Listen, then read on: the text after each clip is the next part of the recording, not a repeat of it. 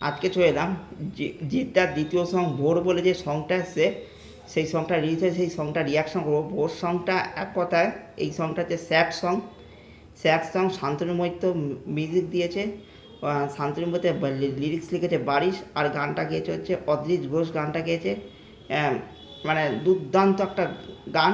গানটা এক প্রকার স্যাড সং, আর এই গানটাতে জিদ্দার অভিনয় দেখতে পাওয়া যাবে। মানে স্যাড মানে জিদ্দার অভিনয় জাস্ট ফাটিয়ে দিতে ভাই, অবিশ্বাস্য অভিনয়।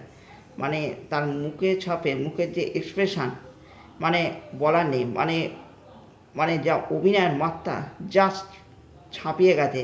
মানে জিদ্দা যে অভিনয় করতে পারে এই গানটাতে, এবার অভিনয় জিদ্দার সত্তাটা, এই ছবিতে যে অভিনেতা জিদ্দাকেও আবার মাস জিততে হবে। অভিনেতা জিদ্দা কাকে বলে এই গানটার মাধ্যম দিয়ে জ্বলন্ত উদাহরণ। এই গানটার মাধ্যমে তার অভিনয়ের সত্তাটা ফুটে উঠেছে। এবার গানটা আমাদের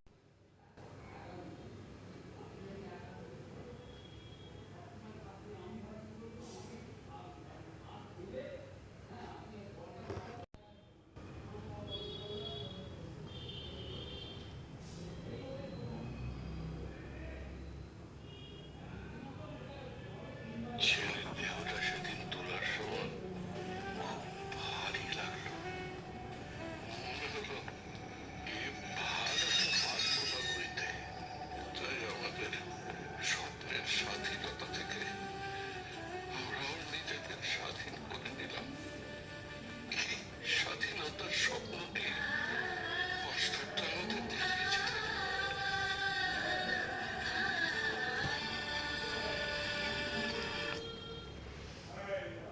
শুরুতে জিদ্দা দেখাচ্ছে, জিদ্দা ভয়ে আটকে একটা আতঙ্কে আছে জিদ্দা। মানে মনে দেখতে পাচ্ছে স্বাধীনতার জন্য কত লোক যে ফাঁসিতে ঝুলছে, সেই সব জিনিস তার মনে পড়ছে, বা ভয়ে আটকাছে, ভয়ে আতঙ্কে যেন আছে।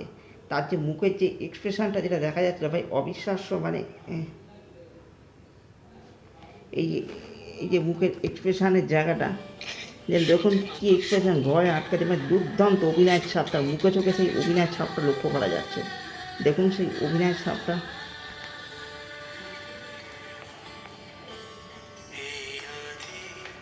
গানটা কি শুনতে দেবে, লিরিক্স বারিশ, আদিজ ঘোষ গানটা গিয়েছে।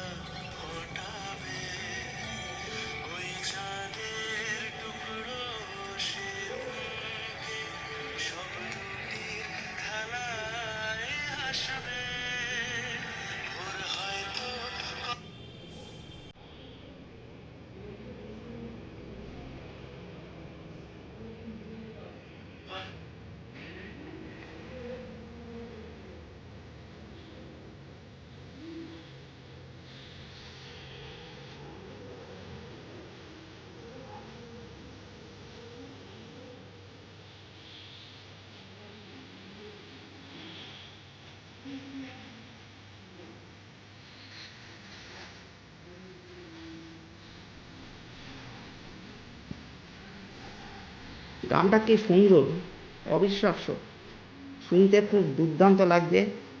আর জিদ্দার অভিনয় এক্সপ্রেশন দেখুন, অভিনেতা জিদ্দাকে মুখে, তার মুখের এক্সপ্রেশনটা সত্যি ফুটিয়ে তুলেছে। তার অভিনয় মাধ্যম দিয়ে তার মুখের এক্সপ্রেশনটা দেখার মতো অভিনয় সত্তা। তিনি মুখের এক্সপ্রেশনেও যে অভিনয় বোঝেন, বারবার তিনি বুঝিয়ে দিচ্ছেন তিনি কত বড় জাতের অভিনেতা। এই গানটার মাধ্যমে তার অভিনয় দুর্দান্তভাবে প্রকাশ করছে, ফুটে উঠছে তার মুখের সত্তা, বা এক্সপ্রেশনের মধ্যে তার অভিনয় সত্তাটা ফুটে উঠছে।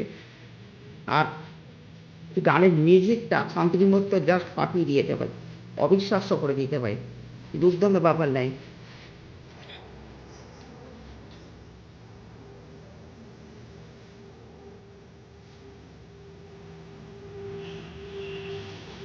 আর এই গানটাতে লক্ষ্য করুন, চন্দন মিশ্র থেকে দেবদার কি কেমিস্ট্রি, এটা বারবার ফুটে উঠছে। এই গানের আর একটা মূল বৈশিষ্ট্য ছিল চন্দন মিশ্র থেকে দেবদার কি কেমিস্ট্রিটা, এই ছবিতে কী কেমিস্ট্রি, তার কিছুটা জিনিস আমরা এই গানটার মাধ্যমে আমরা বুঝতে পারছি।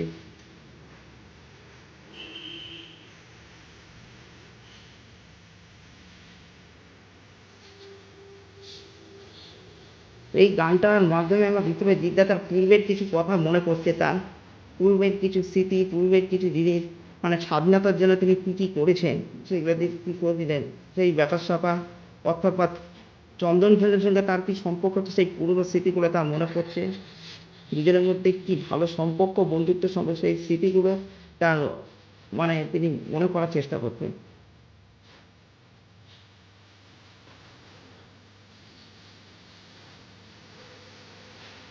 দুর্দান্ত কেমিস্ট্রি, জিদ্দা চন্দন সেনের কেমিস্ট্রি দেখুন, এই জায়গাগুলো দেখুন। আর ভিজুয়াল কোয়ালিটি দুর্দান্ত, মানে ভিজুয়াল কোয়ালিটি দুর্দান্ত, প্রতীক্ষিত বলতে সুন্দরভাবে এই ছবিটাকে শ্যুট করেছে ভাই। ভিজুয়াল কোয়ালিটি কোনো কথা নেই, দুর্দান্ত লেভেলে ভিডিও, একবারের জন্য বাংলা ছবি মনে হচ্ছে না, যা হিন্দির একটা সাইন্ড অফ সংগ্রামের ছবি মনে হচ্ছে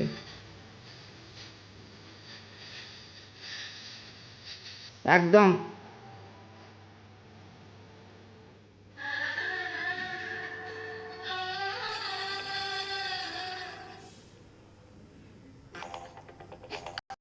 আরও একটা জিনিস আপনাদের বলতে চাই, সত্যের চোখ কি প্রমাণ বড়, কারণ তার জন্য কাঠ করা সত্য নয়, কথা বলে শুধু প্রমাণ। এই বলে কালকে একটা পোস্টার বেরিয়েছিল, রজত দত্তর লুকটা চলে এসেছে। রজত দত্ত কেউ বলে বিপ্লবী, কেউ বলে ডাকাতে আছে। আর তিনি Rajat Dutta as a public prosecutor, অর্থাৎ একটা তিনি হচ্ছে উকিলের চরিত্র অভিনয় করছে। এটা হচ্ছে রজত দত্তর চরিত্রের লুক।